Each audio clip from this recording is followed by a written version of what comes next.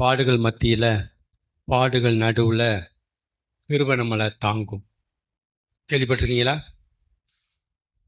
பாடுகள் நடுவுல கிருபை நம்மளை தாங்கும், ஏந்தும், தப்புவிக்கும், சுமக்கும் அப்படின்னு சொல்றதுக்கு அநேகர் இருக்கிறாங்க.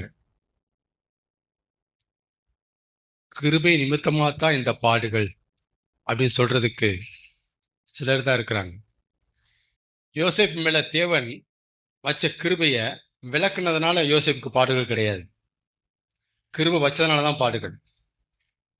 இந்த பார்வை பார்த்தோமா?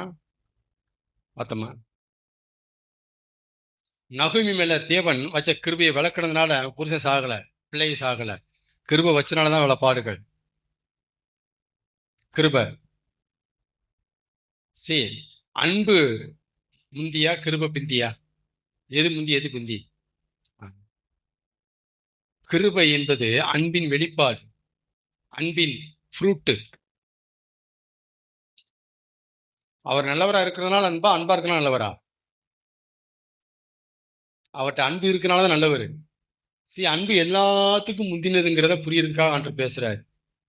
நான் நல்லவரா இருக்காருன்னு அன்பு இருக்கு, அதனால நல்லவராகவே இருக்கேன். நான் நல்லவரா இருக்கேன், அன்பு இல்லை.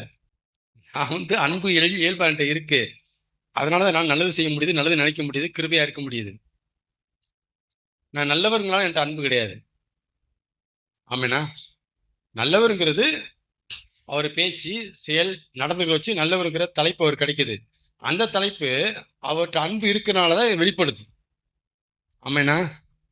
கர்த்தர் நல்லவர். அதனால தேவனுடைய அன்பு ரொம்ப ரொம்ப கவனிக்கப்பட வேண்டியது, புரிஞ்சிக்கப்பட வேண்டியது.